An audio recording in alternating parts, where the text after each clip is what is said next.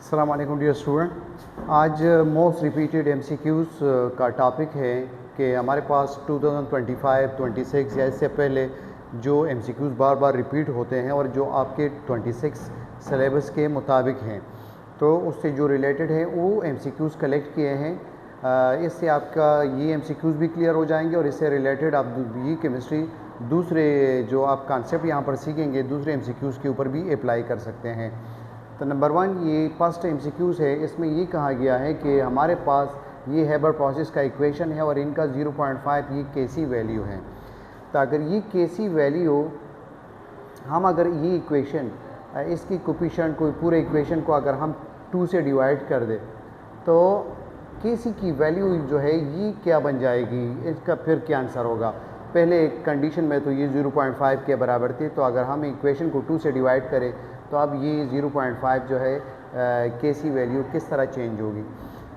तो नंबर 1 आप ये याद रखें कि जब भी एक इक्वेशन को सपोज़ आपके पास ए बी और इसके लिए केसी की वैल्यू जो है मौजूद है 0.5 या 10 फर्ज करें मौजूद है, तो अगर आप इक्वेशन को मल्टीप्लाई करेंगे किसी भी वैल्यू से, सपोज़ हमने 2 से मल्टीप्लाई किया, तो जो केसी की वैल्यू होगी वो उनका फिर आप स्क्वायर लेंगे।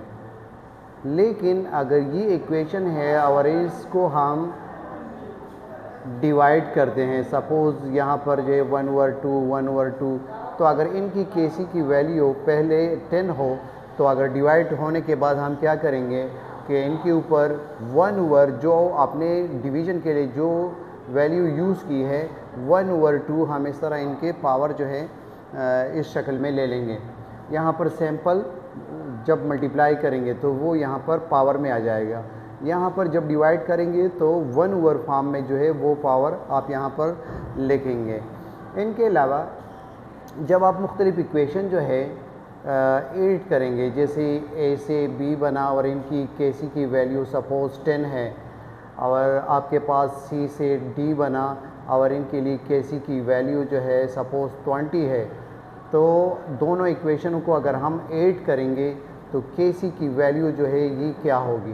तो जब इनको ऐड करेंगे तो आप जो है केसी की वैल्यू को मल्टीप्लाई करेंगे, यानी जो आपके पास 10 और ये 20 मौजूद हैं तो इसको आप जो है मल्टीप्लाई करेंगे, तो नेक्स्ट एडिशन के बाद इनकी केसी की वैल्यू, इसकी जो आंसर होगा वही जो है इनके लिए ये केसी की वैल्यू आ जाएगी।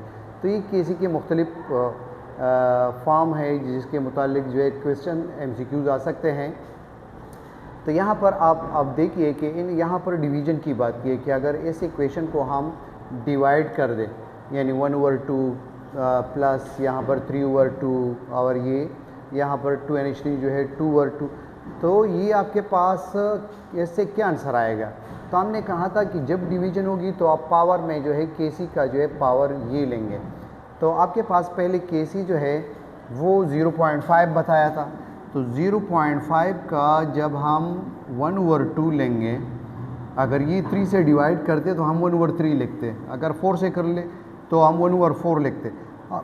1/2 को हम इस तरह भी लिख सकते हैं, 1/2 अंडर रूट के बराबर है, तो यहाँ पर हम 0.5 का अंडर रूट लेंगे और 0.5 का अंडर रूट जो है आपके पास 0.7 जो है इनके बराबर है, तो ये सी नंबर ऑप्शन जो है 0.7 ये आपके पास जो है करेक्ट ऑप्शन है।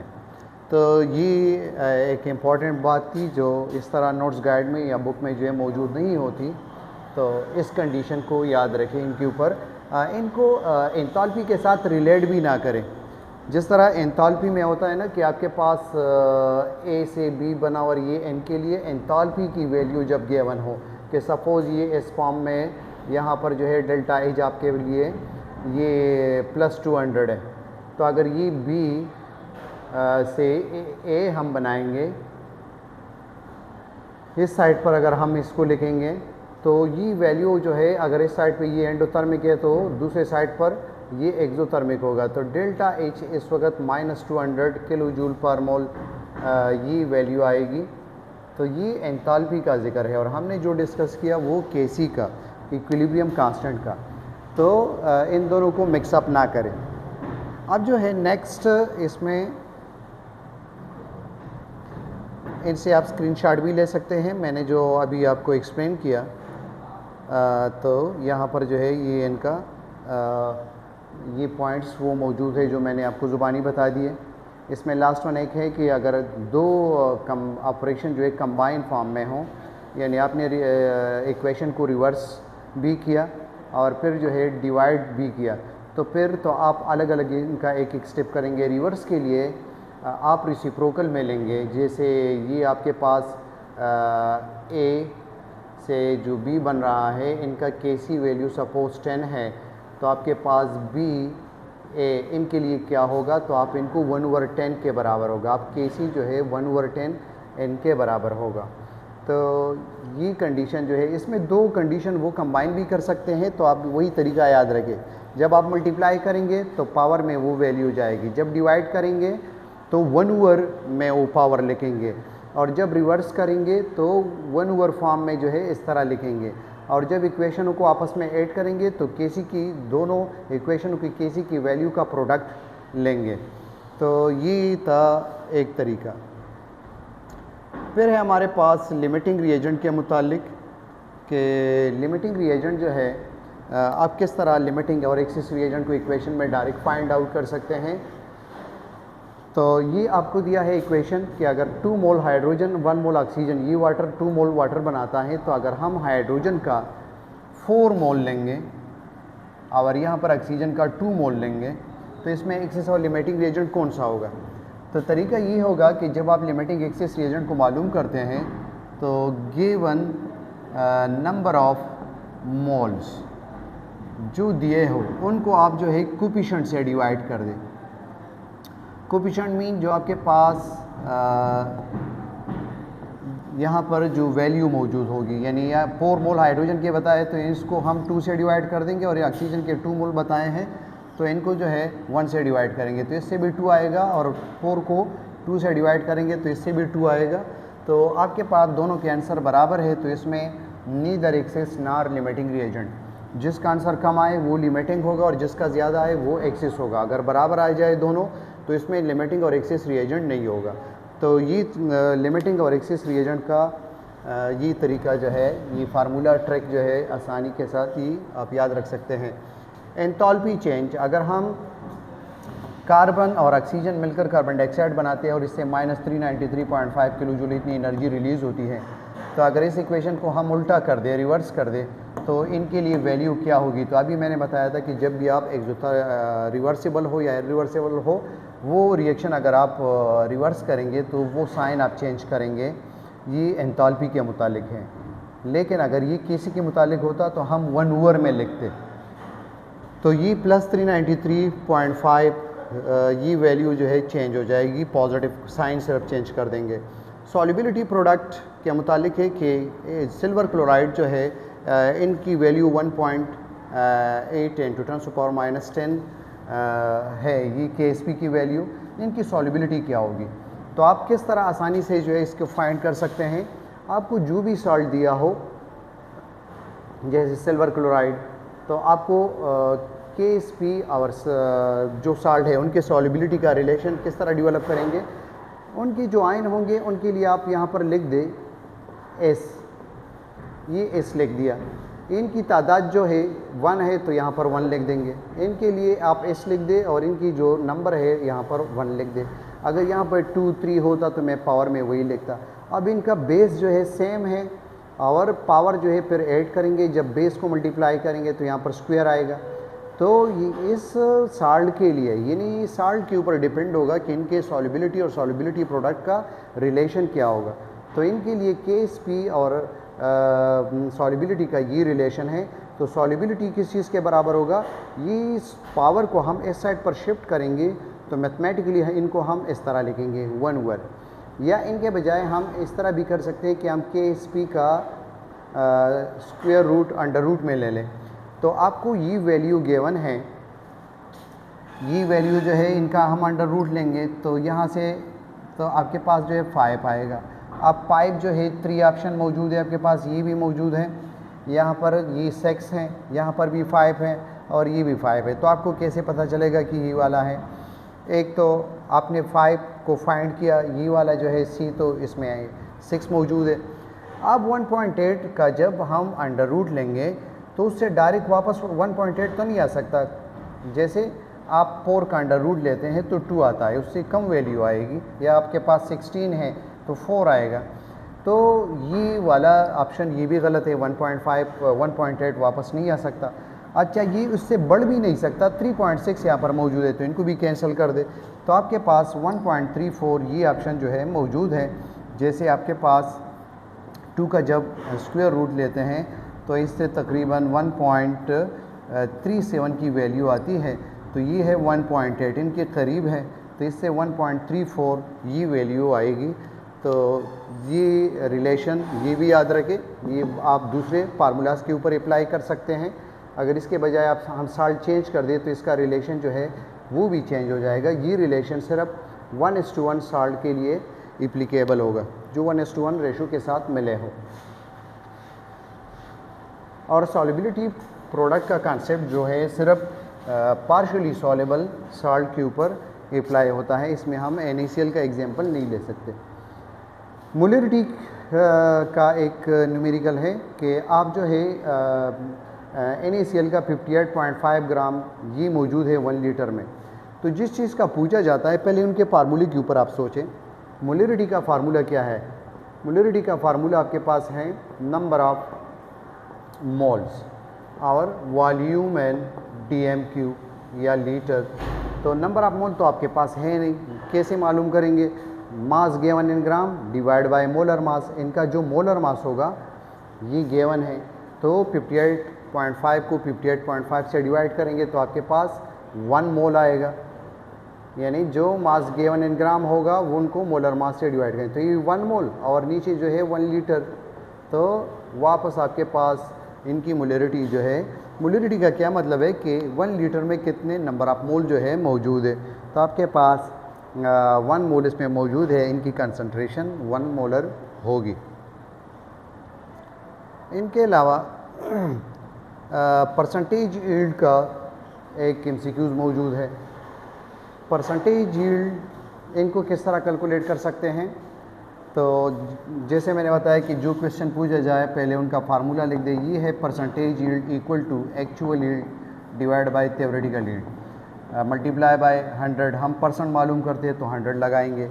और इस दोनों में किस तरह याद रखेंगे? जो जिस तरह हम मार्क्स की परसेंटेज मालूम करते हैं तो जो ऑब्टेन मार्क्स होते हैं वो टोटल मार्क्स से कम होते हैं तो उनको ऊपर रखते हैं। तो इसी तरह एक्चुअल यील्ड भी हमेशा थ्योरेटिकल यील्ड से कम होगा। तो इस क्वेश्चन में ये बताया है कि अगर परसेंट यील्ड हमारे पास 80 ये है और आपके पास ये एक्चुअल यील्ड जो है ये आपको मालूम करना है और थ्योरेटिकल यील्ड जो है ये 50 ग्राम है, तो आप मालूम करें एक्चुअल यील्ड किस तरह मालूम करेंगे? तो यहाँ पर ये मल्टीप्लाई है तो यहाँ इस साइड पर 80 डिवाइड बाय 100 यहाँ आएगा, और ये 50 जो है ये डिवीज़न में है तो यहाँ मल्टीप्लाई इस साइड पर करेंगे तो आपके पास एक्चुअल यील्ड जो है ये इक्वल होगा। ये आप जो है इनके साथ एक 0 इससे ख़त्म कर दें और 1 0 जो है इनसे साथ ख़त्म कर दें, रह गए 5/8, इसको मल्टीप्लाई कर दें तो 40 ग्राम। तो ये बी ऑप्शन जो है ये ठीक है।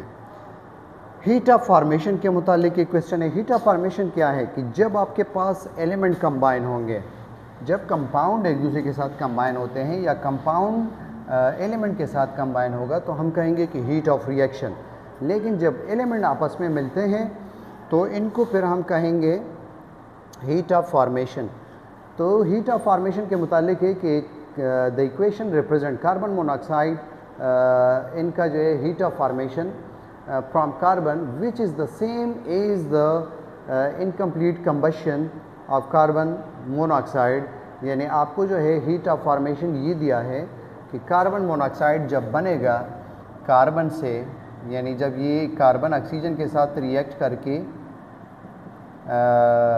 कार्बन मोनोऑक्साइड बनाएगा तो इनका हीट ऑफ फॉर्मेशन की वैल्यू है -110.5, 110.5 ये इनकी हीट ऑफ फॉर्मेशन की वैल्यू है। तो इनकी हीट ऑफ कंबशन क्या होगी? तो हीट ऑफ कंबशन भी उसमें भी एलिमेंट इस तरह मिलते हैं। तो इस केस में आपके पास जो हीट ऑफ फॉर्मेशन है ये इक्वल होगी हीट ऑफ कंबशन की। जो एंथैल्पी ऑफ कंबशन है, एंथैल्पी ऑफ फॉर्मेशन है, ये सेम होगी। तो यही वैल्यू आप जो है यहीं से सेलेक्ट कर सकते हैं कि कंबशन और एंथैल्पी जो है इनकी वैल्यू सेम होती है। इसमें एलिमेंट आपस में मिलते हैं और कार्बन डाइऑक्साइड बनाते हैं। इनके अलावा दिस इनऑर्गेनिक केमिस्ट्री का पोर्शन है कि इलेक्ट्रॉनिक कॉन्फ़िगरेशन ऑफ Ap+2, ये आपके पास आयरन +2 है, तो इनका इलेक्ट्रॉनिक कॉन्फ़िगरेशन क्या होगा। तो इनके लिए हमने लेक्चर मौजूद है डी ब्लॉक इलेक्ट्रॉनिक कॉन्फ़िगरेशन, उसमें बताया था कि आप 3D सीरीज़ जो है लाजिमी ज़ुबानी याद रखें। इसमें आप एक तो एटॉमिक नंबर अगर ना भी दिया हो तो आपको पता चलेगा, और नंबर ऑफ़ डी इलेक्ट्रॉन के जो नंबर ऑफ़ इलेक्ट्रॉन है डी ऑर्बिटल में उनका भी पता चलेगा। आपके पास scandium, titanium, vanadium, chromium, manganese, iron.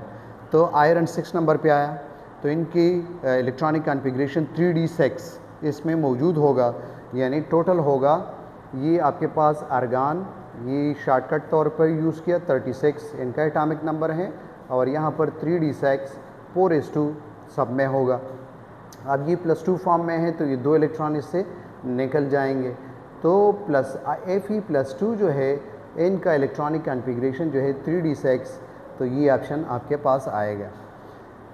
अगर इसमें आप कंफ्यूज होते हैं कि हम आर्गान, नियॉन कौन सा लगा दें या इनका एटॉमिक नंबर मालूम करना हो, तो आपको ऑलरेडी पता है कि फर्स्ट पीरियड में 2 एलिमेंट्स ये होते हैं, हाइड्रोजन और हीलियम, तो इनका एटॉमिक नंबर है 2। सेकंड जो इनके बाद पीरियड है उसमें 8 एलिमेंट हैं, तो आप 8 और 2 इनको ऐड कर दें तो नियॉन का जो है 10 होगा। इसी तरह थर्ड जो पीरियड है उसमें भी 8 एलिमेंट हैं, तो इनके साथ जो है फिर आप 8 कर दें 10 और 8 को, तो हीलियम, नियॉन, आर्गान का जो है ये 18 आएगा। ये जो मैंने अभी 36 बताया था तो ये है 18, तो टोटल आपके पास ये 26 बन जाएगा जब इनके साथ ये इलेक्ट्रॉन ऐड करेंगे। इसी तरह नेक्स्ट जो पीरियड है आपका 4th नंबर, तो 4th पीरियड में आपके पास total element left to right ये काउंट करेंगे तो आपके पास ये 18 है। तो 18 और 18 को आप ऐड कर दे तो argon, helium, neon, argon, krypton का जो है ये 36 एटॉमिक नंबर। तो आप इसी तरह किसी भी ग्रुप में ये मालूम कर सकते हैं जब आपको ऑलरेडी पता हो कि फर्स्ट पीरियड, सेकंड, थर्ड इसमें कितने इलेक्ट्रॉन हैं। तो फर्स्ट में 2, फिर 8, 18, फिर है 32, और लास्ट वन होगा इनकम्प्लीट, उसमें डिस्कवरी स्टार्ट है। आइडियल गैस जो है उसमें कौन सा गैस जो है सबसे ज़्यादा डिविएट करेगा।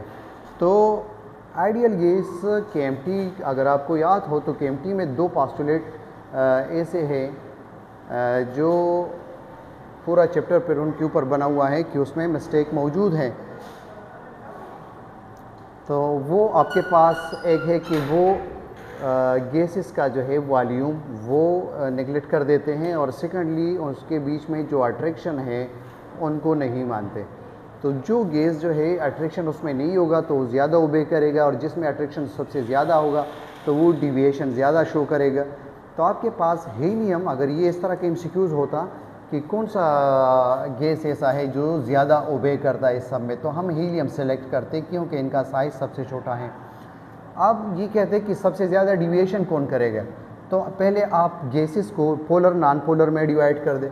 तो ये 3 तो आपके पास है नॉन पोलर, और इसमें होगा लंदन डिस्पर्जन फोर्स या इंड्यूस्ड डाइपोल, और यहाँ पर ये है पोलर, और फिर पोलर में इसमें है हाइड्रोजन बॉन्ड मौजूद है।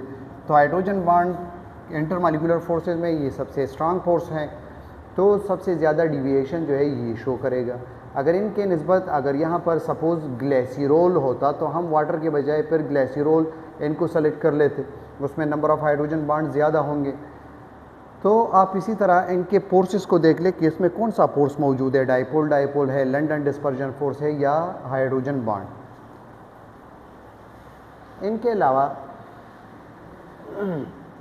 कैटालिस्ट एंड कॉन्टैक्ट प्रोसेस किसे कहते हैं, H2SO4 की प्रिपरेशन को कॉन्टैक्ट प्रोसेस कहा जाता है, और इसमें हम वेनेडियम पेंटाऑक्साइड जो है इनको यूज़ करते हैं। इनके अलावा आयरन जो है ये हमारे पास हेबर प्रोसेस में यूज़ होता है और भी बहुत सारी जगहों में हाइड्रोजनेशन में यूज़ करते हैं, लेकिन हेबर प्रोसेस भी याद रखें N2 3H2 जो NH3 की तैयारी है, तो ये आपके पास इसमें आयरन कैटलिस्ट जो है यूज़ होता है। तो ये आपके पास करेक्ट ऑप्शन है यहाँ कांटेक्ट प्रोसेस में। ये हेबर प्रोसेस के लिए याद रखें, जो NH3 की तैयारी है वो हेबर प्रोसेस। निकल और प्लेटिनम आपने हाइड्रोजनेशन प्रोसेस में देखा होगा, और कहते हैं कि जब निकल को यूज़ करेंगे तो 250 से लेकर 300 डिग्री सेल्सियस तक टेम्परेचर, और जब प्लेटिनम को यूज़ करेंगे तो रूम टेम्परेचर 25 डिग्री। तो ये हाइड्रोजनेशन प्रोसेस में यूज़ करते हैं। और इनके अलावा जब हम प्लेटिनम के ऊपर बेरियम सल्फेट लगाते हैं और इनके अलावा क्वेनोलिन लगाते हैं, क्वेनोलिन, तो इनको एक मखसूस नाम देते हैं इस कैटलिस्ट को, पर वो है लैंडलर कैटलिस्ट। ये किस लिए यूज़ करते हैं कि जब इनके सरफेस पर ये केमिकल लगाएंगे तो इसको लैंडलर कैटलिस्ट, और ये हम पार्शियल हाइड्रोजनेशन के लिए यूज़ करते हैं। जैसे आपके पास है इथाइन, तो इथाइन का हम हाइड्रोजनेशन जब करेंगे तो ये अल्केन में नहीं जाना चाहिए, ये एक ही दफ़ा अगर इसकी हाइड्रोजनेशन हो और ये अल्कीन पर स्टॉप होना चाहिए, रुक जाना चाहिए, तो फिर हम लैंडलर कैटलिस्ट यूज़ करेंगे। जब प्लेटिनम के ऊपर ये सरफेस के ऊपर ये नहीं लगाएंगे तो ये फिर अल्केन में मज़ीद इसमें एक हाइड्रोजन ऐड होगा और ये अल्केन में ट्रांसफ़र हो जाएगा।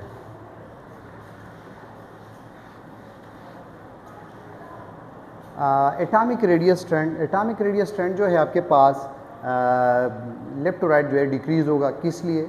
Increase in nuclear charge. Nuclear charge जो है किस वजह से इंक्रीज़ होगा? नंबर ऑफ़ प्रोटॉन की वजह से, कि जैसे जैसे एटॉमिक नंबर बढ़ेगा नंबर ऑफ़ प्रोटॉन बढ़ेंगे, और नंबर ऑफ़ प्रोटॉन जब बढ़ेगा तो आपके पास न्यूक्लियर फोर्स बढ़ेगा, वो इलेक्ट्रॉनों को ज़्यादा अट्रैक्ट करेंगे। तो ये आपके पास इंक्रीज़ इन न्यूक्लियर चार्ज, तो इनकी वजह से इफ़ेक्टिव न्यूक्लियर फोर्स जो है वो बढ़ेगा। डाइपोल मोमेंट कार्बन डाइऑक्साइड का जो है ये मालूम करना है कि ज़ीरो है, हाई है, मॉडरेट है या लो, तो हम कहेंगे कि ज़ीरो है। क्यों? हमें कैसे पता चलेगा मॉलिक्यूल से?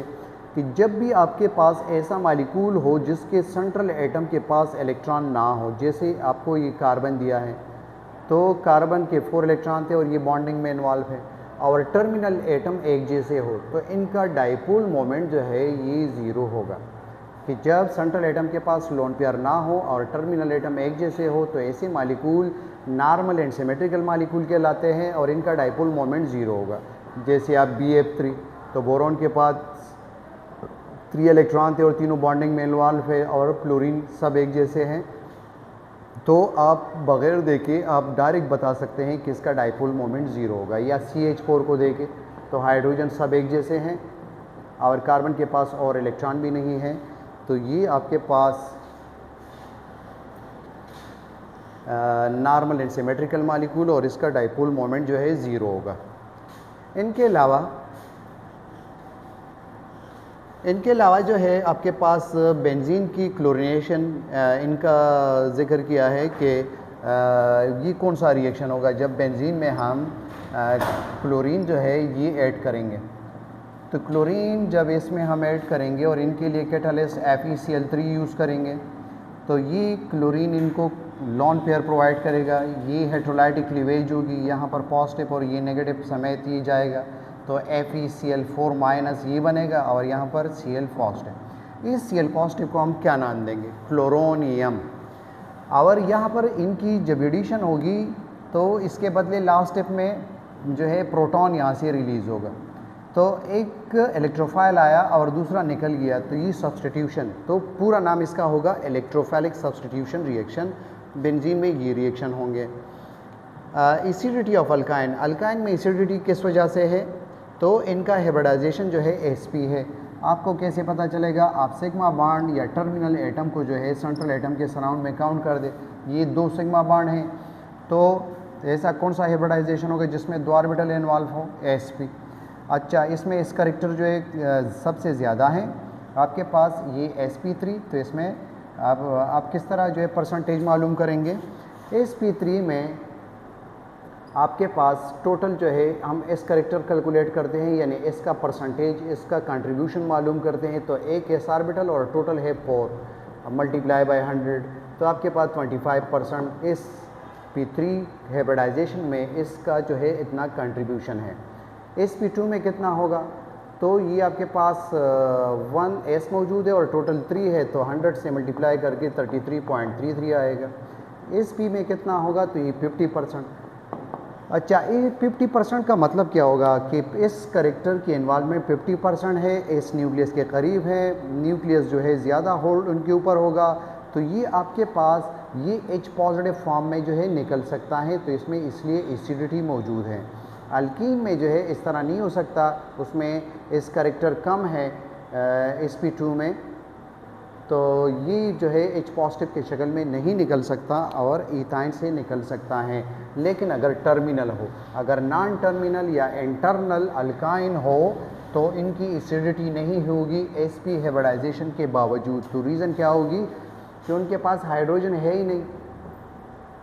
अगर आपके पास ये इस तरह का इंटरनल अल्काइन है, तो इसने चारों बॉन्ड जो है बनाए हैं और इनके पास हाइड्रोजन है नहीं, तो ये एसिडिटी को शो नहीं कर सकते, बावजूद इसके कि इनका sp हाइब्रिडाइजेशन भी मौजूद है। इनके अलावा जो है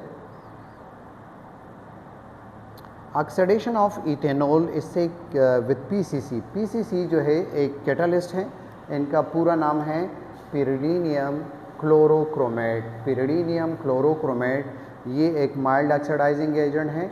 जब यानी पुल ऑक्सीडेशन हम नहीं करवाते तो पीसीसी और पीडीसी, ये याद रखें, पिरिडीनियम डाई क्रोमेट, और ये है पिरिडीनियम क्लोरोक्रोमेट, और ये है डाइक्रोमेट। Cr2O7 पिरिडीनियम के साथ लगा होगा, ये चीज़ है पिरिडीनियम।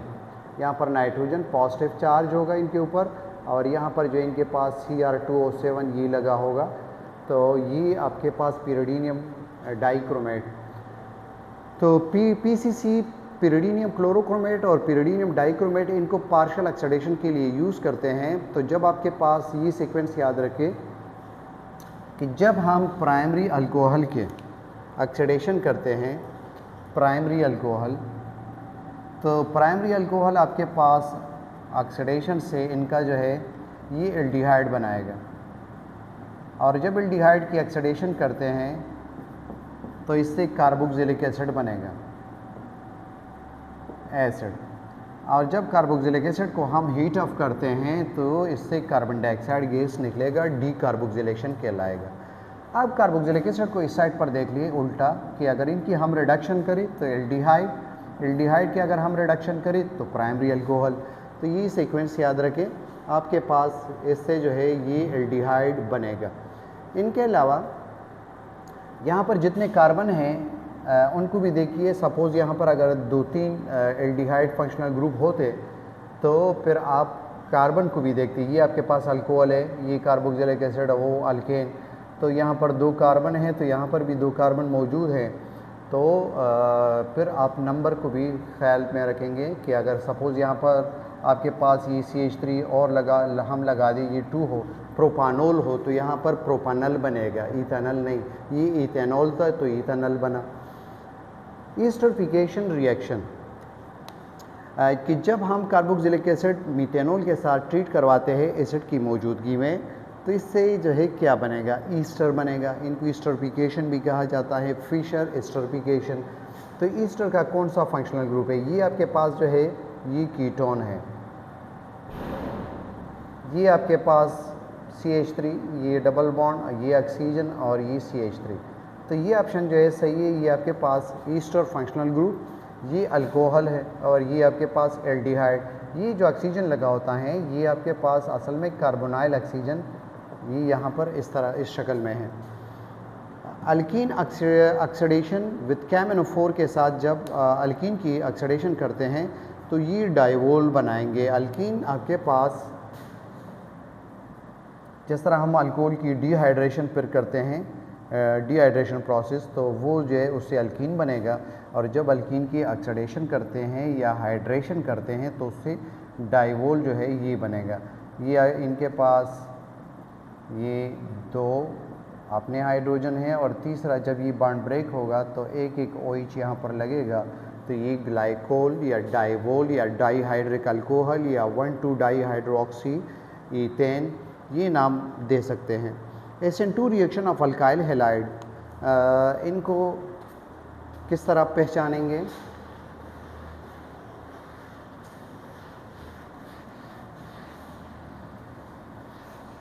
तो आप स्टार्ट लेंगे अल्काइल हैलाइड के टाइप से कि वो प्राइमरी है, सेकेंडरी है या टर्शरी है। तो ये आपके पास SN2 reaction of alkyl halide, आपको जो है ये इथाइल ब्रोमाइड गिवन है, और इथाइल ब्रोमाइड आपके पास जो है एक प्राइमरी अल्काइल हैलाइड है, और यहाँ पर ये भी गिवन है कि SN2 रिएक्शन। तो आपके पास यानी 2 काम एक ही साथ हो रहे हैं, एक न्यूक्लियोफाइल जाएगा, ये ब्रोमाइड जो है निकलेगा, और यहाँ से ये OH जो है यहाँ पर आएगा। तो इससे क्या बनेगा? आपके पास अल्कोहल बनेगा। OH जब यहाँ पर एंटर करेंगे, बाकी में जो है OH है नहीं। एंजाइम एंड फर्मेंटेशन, फर्मेंटेशन में enzyme and fermentation, the enzyme that catalyse the conversion of glucose to ethanol. कौन सा एंजाइम इसमें यूज़ होगा जब ग्लूकोज इथेनॉल में ट्रांसफ़र होगा? तो ये याद रखिए, ज़ाइमेज, ये एंजाइम जो है ग्लूकोज से इथेनॉल में, इनके साथ एक्स्ट्रा ये ऐड किया है। अगर इस तरह के MCQs आ जाए, अमाइलेज जो है आपका, ये स्टार्च को माल्टोज में चेंज करता है। लाइपेज जो है ये फैट्स को फैटी एसिड और ग्लिसरॉल ये बनाता है, और प्रोटीएज नाम से आसान है, प्रोटीन को जो है अमाइनो एसिड में चेंज करते हैं। और फिर आपके पास जो पेप्सिन है और ट्रिप्सिन है, वो भी प्रोटीन को अमाइनो एसिड में, लेकिन पेप्सिन स्टमक में एसिडिक मीडियम में काम करता है, और ट्रिप्सिन जो है बेसिक मीडियम स्मॉल इंटेस्टाइन में काम करता है। बॉन्ड डिसोसिएशन एनर्जी, ये क्या चीज़ है कि हम जब 1 mole of bond, specific bond को मॉलिक्यूल में ब्रेक करते हैं, तो उसके लिए जो एनर्जी रिक्वायर होगी वो बॉन्ड डिसोसिएशन एनर्जी कहलाएगी।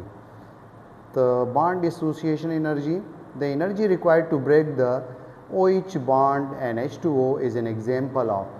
तो ये बॉन्ड डिसोसिएशन, इनको हम कहेंगे लेटेस्ट एनर्जी। ये आयोनिक बॉन्ड में यूज़ करेंगे कि 1 मोल ऑफ आयन को 1 मोल ऑफ आयोनिक कंपाउंड को ब्रेक डाउन करते हैं, या 1 मोल ऑफ आयोनिक कंपाउंड जब बनेगा उससे कितनी एनर्जी रिलीज़ होगी, वो लेटेस्ट एनर्जी कहलाएगी। आयनाइजेशन एनर्जी, इसमें तो हम इलेक्ट्रॉनों का जिक्र करते हैं कि जब एटम से इलेक्ट्रॉन बाहर निकलेगा तो इनके लिए जो एनर्जी रिक्वायर होगी वो आयनाइजेशन पोटेंशियल कहलाएगा। इलेक्ट्रॉन एफिनिटी, इसमें जब एटम में इलेक्ट्रॉन एंटर होगा तो जो एनर्जी चेंज आएगा, एनर्जी पॉजिटिव भी हो सकती है, नेगेटिव भी, यानी एनर्जी रिलीज़ भी कर सकता है या बाहर से रिक्वायर भी होगी। अगर यहाँ पर इलेक्ट्रॉन ज़्यादा है, रिपल्जन डोमिनेंट है, तो फिर एंडोथर्मिक प्रोसेस होगा। तो इसमें ये ऑप्शन बॉन्ड डिफिनीशन से ज़ाहिर है। तो ये इसमें बॉन्ड डिसोसिएशन और लेटेस्ट में ये फ़र्क याद रखें। सपोज़ हमारे पास ये NaCl है, तो अगर इसको हम ब्रेक करते हैं, ये आयोनिक कंपाउंड है, तो हम लेटेस्ट एनर्जी कहेंगे, और ये कोवेलेंट है तो इनके लिए bond dissociation. Highest boiling point किस चीज़ का है? तो आपको ऑलरेडी पता है कि बॉइलिंग पॉइंट जो है डिपेंड करेगा इंटरमॉलिक्यूलर फोर्सेस के ऊपर। क्यों कि बॉइलिंग पॉइंट क्या है कि जब आपके पास वेपर प्रेशर एटमॉस्फेरिक प्रेशर के बराबर हो जाए, तो अगर इंटरमॉलिक्यूलर फोर्सेस ज़्यादा हैं, उसके दरमियान जो है अट्रैक्शन ज़्यादा होगी, तो आपके पास वेपर कम बनेंगे। वेपर प्रेशर कम होगा तो एटमॉस्फेरिक प्रेशर इक्वल होने में ज़्यादा टाइम लगेगा, लिक्विड ज़्यादा हीट एब्जॉर्ब करेगा, तो उसका बॉइलिंग पॉइंट हाई होगा। तो आप इसमें पहले इनको डिवाइड कर दें। ये आपके पास नॉन पोलर है तो ये तो आपने डायरेक्ट निकाल दिया। फिर बचे NH3 से H2 HF, तो इस तीनों में हाइड्रोजन बॉन्ड मौजूद है, लेकिन इसमें नंबर ऑफ़ हाइड्रोजन बॉन्ड जो है ज़्यादा होते हैं वाटर में, तो इसलिए इनका बॉइलिंग पॉइंट जो है ज़्यादा होगा। जैसे इनके 2 लोन पेयर है तो यहाँ पर मज़ीद ये और H2O के साथ जो है ये बॉन्ड बनाएगा, तो टेट्राहेड्रल स्ट्रक्चर जो है इसकी इस तरह की स्ट्रक्चर बनेगी। यहाँ पर ये OH2 इस तरह लिख दिया, ऑक्सीजन इनके सामने होगा, ये OH2। तो ये हाइड्रोजन बॉन्ड की तादाद वाटर में ज़्यादा है तो इनका बॉइलिंग पॉइंट NH3 और HF से ज़्यादा होगा। स्टैंडर्ड इलेक्ट्रोड पोटेंशियल, जिंक का स्टैंडर्ड इलेक्ट्रोड पोटेंशियल यानी रिडक्शन पोटेंशियल दिया है तो वो माइनस में है। रिडक्शन पोटेंशियल जब कम होगी तो इसका मतलब कि इनका इलेक्ट्रॉन लेने की सलाहियत कम है। तो जिसकी इलेक्ट्रॉन लेने की सलाहियत कम हो और रिडक्शन पोटेंशियल हमें गिवन हो, यानी यहाँ पर सिर्फ इलेक्ट्रोड पोटेंशियल की बात की है, तो आपको कैसे पता कि रिडक्शन पोटेंशियल है? इस फॉर्म को देखिए, जिंक +2 से जिंक न्यूट्रल फॉर्म में आ रहा है, यानी ये 2 इलेक्ट्रॉन गेन कर रहा है, यानी ये आपके पास है रिडक्शन पोटेंशियल। और दूसरा IUPAC की तरफ से ये डिक्लेयर है कि हम तमाम जितना हिसाब किताब है इसके मुतालिक ये रिडक्शन पोटेंशियल में करेंगे। तो ये है रिडक्शन पोटेंशियल। जब हमें ऑक्सीडेशन पोटेंशियल चाहिए तो इसका साइन जो है चेंज कर देंगे, पॉजिटिव कर देंगे। तो जिनका रिडक्शन पोटेंशियल इलेक्ट्रॉन लेने की सलाहियत जो है कम होगी तो वो दूसरे को फिर इलेक्ट्रॉन देगा, और जब दूसरे को इलेक्ट्रॉन देगा तो दूसरे स्पीशीज़ की जो है रिडक्शन हो जाएगी, तो फिर वो होगा reducing agent. The standard electrode potential of zinc is -0.76। This indicate the zinc is strong oxidising agent. तो ये जो है आपके पास ये गलत ऑप्शन है। स्ट्रॉन्ग रिड्यूसिंग एजेंट के तौर पर जो है ये काम करेगा, यानी इनकी ऑक्सीडेशन पोटेंशियल ज़्यादा है, ये इलेक्ट्रॉन डोनेट करता है और रिडक्शन पोटेंशियल वैल्यू इसकी कम है, तो ये इलेक्ट्रॉन दूसरे को देगा, और जब दूसरे को इलेक्ट्रॉन प्रोवाइड करेगा तो उनकी जो है फिर रिडक्शन होगी। उसी हवाले से हम नाम देते हैं ऑक्सीडाइजिंग एजेंट, रिड्यूसिंग एजेंट। तो ये जिंक जो है आपके पास रिड्यूसिंग एजेंट होगा, ये दूसरे को इलेक्ट्रॉन देगा, उसकी रिडक्शन हो जाएगी, तो इनको फिर हम कहेंगे रिड्यूसिंग एजेंट। तो ये ऑप्शन ये जो है सही नहीं है।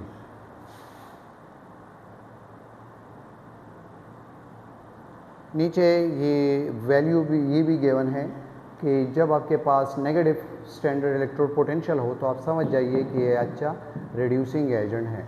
जब पॉजिटिव वैल्यू होगी तो वो इलेक्ट्रॉनों को गेन करेगा, रिडक्शन पोटेंशियल वैल्यू ज़्यादा होगी तो दूसरे की जो है ऑक्सीडेशन हो जाएगी, उससे इलेक्ट्रॉन निकल जाएंगे।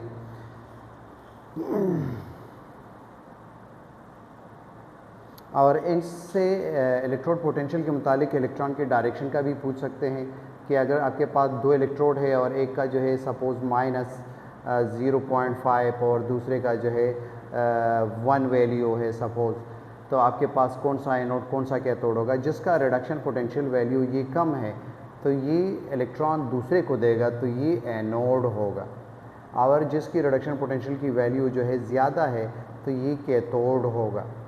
इनके अलावा ये भी आ सकता है कि इलेक्ट्रॉन फ्लो की डायरेक्शन बता दे, तो आपके पास ये A से B की तरफ जो है इलेक्ट्रॉन आएंगे जब इनका गैल्वानिक सेल हम बनाएंगे। An electrolytic cell when the current pass through a solution the anode as. Electrolytic cell में जब हम करंट पास करते हैं तो एनोड के ऊपर जो है क्या होगा, कौन सा चार्ज होगा? तो एक तो ये याद रखिए, अगर ऑक्सीडेशन रिडक्शन की वजह से हो MCQs आ जाए तो एनोड और ऑक्सीडेशन दोनों वावल से स्टार्ट होते हैं, इससे याद रखें। रिडक्शन और कैथोड दोनों जो है आपके पास कॉन्सोनेंट है, इससे याद रखें। और यहाँ पर बाहर से आप पॉजिटिव चार्ज जो है जिसके साथ वो कनेक्ट हो पॉजिटिव टर्मिनल के साथ बैटरी के, तो वो आपके पास जो है जो पॉजिटिव के साथ कनेक्ट होगा वो एनोड होगा। तो एनोड के ऊपर पॉजिटिव चार्ज और कैथोड के ऊपर इलेक्ट्रोलाइटिक सेल में ये नेगेटिव चार्ज। लेकिन अगर गैल्वानिक सेल हो जिसमें हम बैटरी नहीं लगाते, खुद इलेक्ट्रिसिटी की जनरेशन होगी, तो वहाँ पर ये चार्ज मुख्तलिफ होंगे। गैल्वानिक सेल में आपके पास एनोड जो है इनके ऊपर नेगेटिव चार्ज होगा और कैथोड के ऊपर जो है ये पॉजिटिव चार्ज होगा।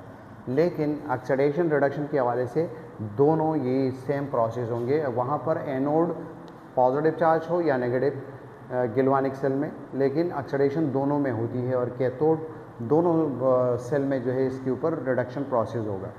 तो यहाँ पर positive electrode wear the oxidation आकर ये पॉइंट जो है सही है। An increase in the internal energy of a chemical system की जब हम एनर्जी बढ़ाते हैं इंटरनल एनर्जी, तो क्या होगा कैन लीड टू ऑल, ये सब होगा लेकिन किसके बगैर, कौन सा ऑप्शन इसमें ऐसा है कि ये नहीं हो सकता। तो ये आपके पास d number option, an increase and temperature due to drop in kinetic energy. जब आप टेम्परेचर इंक्रीज़ करेंगे तो काइनेटिक एनर्जी बढ़ती है, ड्रॉप नहीं होती। तो ये पॉइंट जो है इसमें गलत है। An ethene molecule each carbon atom has 3 hybridised sp2 orbital which are, आपके पास sp जो है इथाइन में sp हाइब्रिडाइजेशन है और ये sp हाइब्रिडाइजेशन इनका लीनियर स्ट्रक्चर है। और जो इथीन है तो इथीन का sp2 हाइब्रिडाइजेशन है और ये ट्राइगोनल प्लेनर है आपके पास। ये कार्बन, ये इनके 3 ऑर्बिटल हैं, तो ये ट्राइगोनल प्लेनर, यहाँ पर हाइड्रोजन के इस ऑर्बिटल लगे होंगे। विच of the following best explain the reaction between the beryllium and oxygen. आपको पता है कि बेरिलियम का जो है पिकुलियर प्रॉपर्टीज़ है, अपने ग्रुप के निस्बत इनकी खसूसियात मुख्तलिफ है। तो आपके पास ये beryllium react with oxygen forming a layer beryllium oxide which protect the further oxidation. मज़ीद बेरिलियम की जो है ऑक्सीडेशन नहीं होगी और ये एक प्रोटेक्टिव लेयर बनाएगा। तो ये ऑप्शन जो है बी नंबर ये सही है। ये फर्स्ट ऑप्शन में है कि ये बहुत तेज़ी के साथ रिएक्शन करेगा, तो तेज़ी के साथ ये रिएक्शन नहीं करता, बर्न विगोरसली, ये गलत है। React with oxygen forming a layer beryllium oxide, तो ये बी ऑप्शन सही है। Beryllium react slowly with oxygen to form the volatile oxide, तो वोलेटाइल ऑक्साइड ये नहीं बनाते, ये उनके मेटल सरफेस पर, बेरिलियम के सरफेस पर ये लगा होगा, ये वोलेटाइल नहीं होते। Beryllium is the only alkaline earth metal that does not react with oxygen, तो ये रिएक्ट करता है लेकिन कोवेलेंट बॉन्ड बनाएगा और स्लोली रिएक्ट करेगा। तो ये ऑप्शन भी गलत है, रिएक्शन करता है। इनके अलावा the value of R and ATM DM cube mole inverse kelvin inverse, तो जो आपको यूनिट गिवन होगा तो आप उसी से अंदाज़ा लगा दें कि यहाँ पर जो है आर की वैल्यू मालूम करने के लिए कौन सी वैल्यू जो है रिक्वायर होगी। तो यहाँ यूनिट में आपको नज़र आ रहा है DM क्यूब, यानी number 1 PV equal to nRT, और ये आपको जो है R मालूम करना है, R equal to PV over NT, यानी P जो है आपको 1 ATM और ये वॉल्यूम DM क्यूब दिया है तो 22.4 DM क्यूब, और नीचे जो है नंबर ऑफ मोल 1 मोल है और टेम्परेचर जो है 273। तो जब आप 273 केल्विन से 22.4 इसको डिवाइड करेंगे तो आपके पास 0.0821 ये आंसर आएगा। तो ये आपके पास ए ऑप्शन जो है ये ठीक है और ये डायरेक्ट जो है 0.821 ये गलत है। दूसरा ये 62 8.314, तो ये वैल्यू जब आप चेंज करेंगे, यानी अगर हम ये वैल्यू सेंटीमीटर क्यूब में लेंगे तो फिर आपके पास बड़ी वैल्यू आ सकती है। यहाँ पर 1 ATM की जगह अगर हम 101325 इस तरह बड़ी वैल्यू रखेंगे पास्कल में, तो ये आपके पास जो है 62 ये आ सकता है। तो इनके ऊपर जो है प्रैक्टिस कर ले कि जो आपको यूनिट गिवन होगा आप उसी के मुताबिक यहाँ पर वैल्यू पुट कर दे तो आपको पता चलेगा कि कौन सा आर की वैल्यू है यहाँ पर। The rate of chemical reaction change with rate of reaction किस चीज़ के साथ चेंज होगा? Concentration of the reactant molecule, concentration of product, तो प्रोडक्ट तो बाद में बनेगा, ये तो सरासर गलत है। कंसंट्रेशन ऑफ बोथ रिएक्टेंट, तो दोनों के ऊपर तो डिपेंड नहीं होगा। और रेट कांस्टेंट, तो ये भी गलत है, ये कांस्टेंट नहीं रहेगा। तो ए ऑप्शन जो है ये सही है कि आपके पास कंसंट्रेशन रिएक्टेंट के मॉलिक्यूल बढ़ेंगे तो रेट ऑफ रिएक्शन जो है वो भी बढ़ेगा। इनके अलावा according to the Planck's quantum theory if the frequency of proton is double, तो आप इक्वेशन से याद रख सकते हैं कि इनका इक्वेशन है E equal to h nu. ये इक्वेशन है, फिज़िक्स में हम F लिखते हैं और केमिस्ट्री में हम न्यू लगाते हैं, V नहीं, एच न्यू। V जो है इस तरह है। तो ये डायरेक्ट रिलेशन में है कि जब आपके पास फ्रीक्वेंसी ये डबल होगी, ट्वाइस होगी, तो ये भी डबल होगा। अगर ये हाफ होगा तो ये भी हाफ होगा। तो डबल आंसर जो है इसमें ऑप्शन ऊपर जो है डबल ऑप्शन इसमें मौजूद हैं।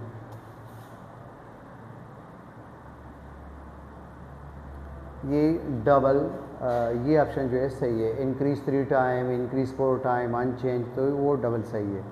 फिर है द स्पेसिफिक रेट कांस्टेंट, जो आपके पास इक्वेशन में रेट इक्वेशन या रेट एक्सप्रेशन में जो हम ये आपके पास रेट इक्वल टू के, सपोज ए बी इस तरह के ये रिएक्टेंट मौजूद हैं, ये रेट इक्वेशन है।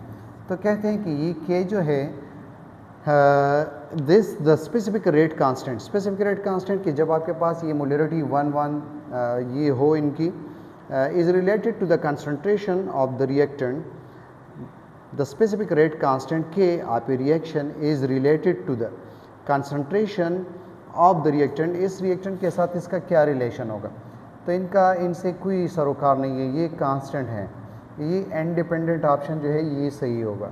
आपके पास कंसंट्रेशन सिर्फ जो है टेम्परेचर के ऊपर, एंट्रोपी के ऊपर, इनके ऊपर जो है डिपेंड करेगा।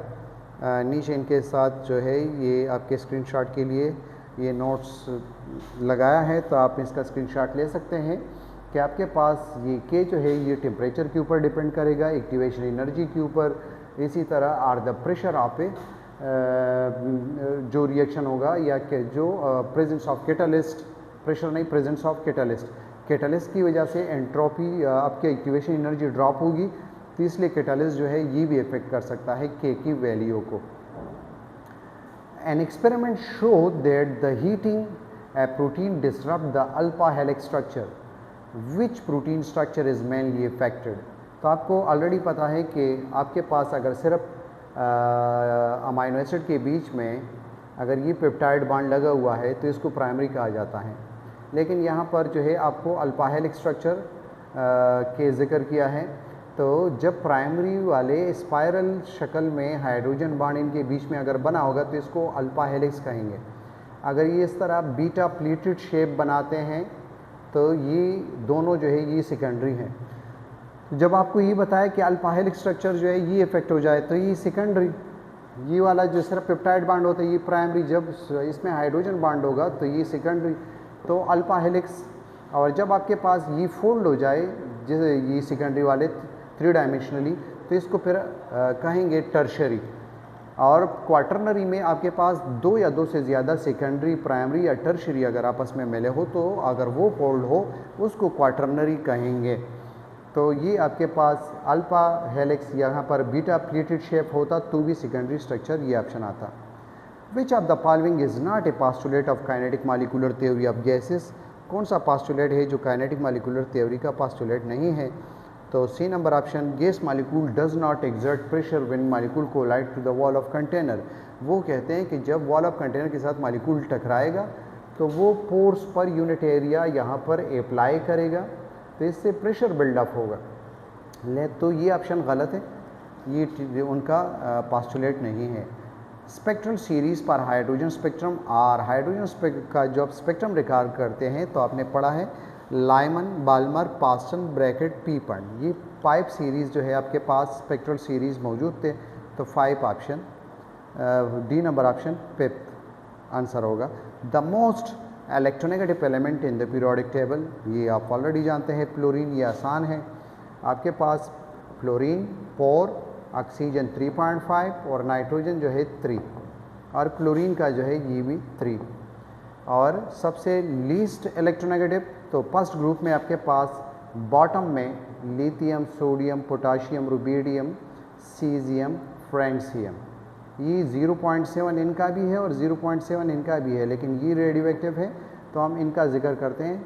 0.7 सबसे कम और 4 जो है क्लोरीन की सबसे ज़्यादा इलेक्ट्रोनेगेटिविटी है। इनके अलावा the most electronegative element in periodic table is वो तो chlorine. If delta H for a reaction is positive then by decreasing the temperature, अगर आपके पास डेल्टा एच जो है आप रिएक्शन ये पॉजिटिव है और आप जो है टेम्परेचर को ड्रॉप करेंगे तो क्या होगा। डेल्टा एच पॉजिटिव है तो इससे आप क्या मतलब निकालेंगे कि एंडोथर्मिक प्रोसेस है। और एंडोथर्मिक, तो आप जब टेम्परेचर को मज़ीद ड्राफ्ट करेंगे तो वो मज़ीद फेवर करेगा मूव एंड फॉरवर्ड डायरेक्शन।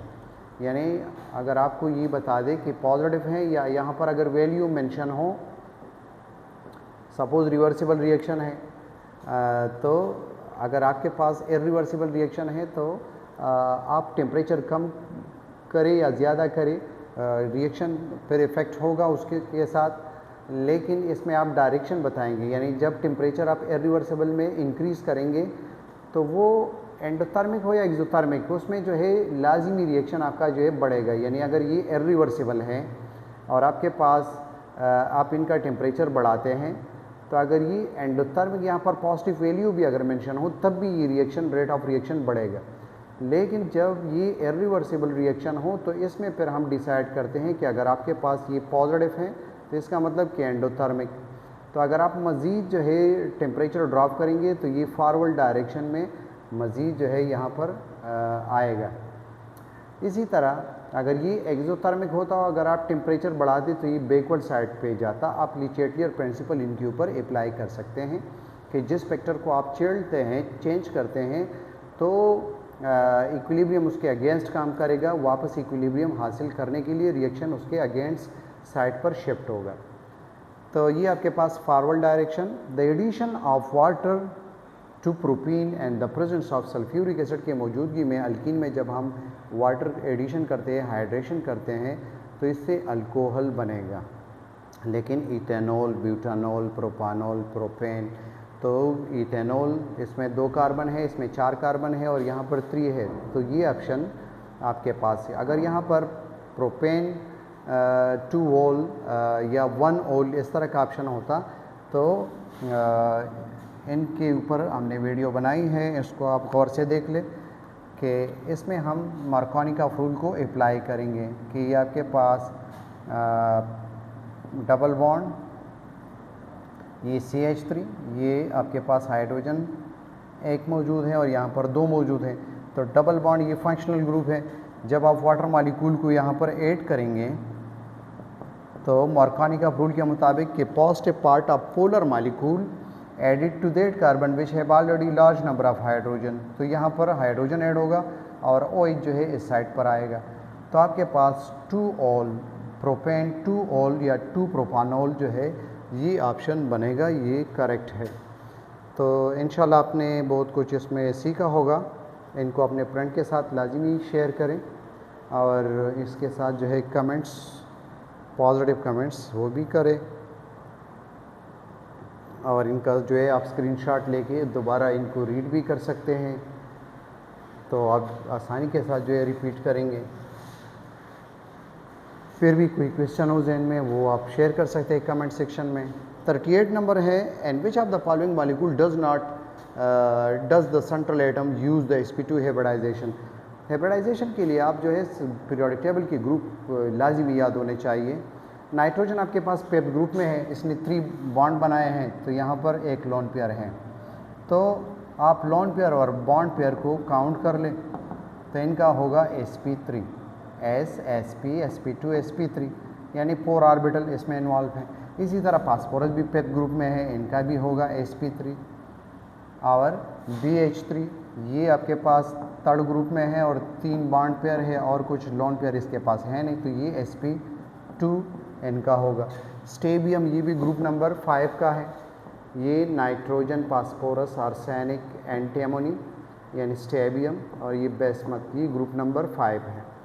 तो ग्रुप नंबर और ये पीरियड जो है ख़ासकर ये डी ब्लॉक वाले थर्ड पीरियड सेकंड ईयर में मौजूद है, तो ये लाजिमी आपको याद होने चाहिए।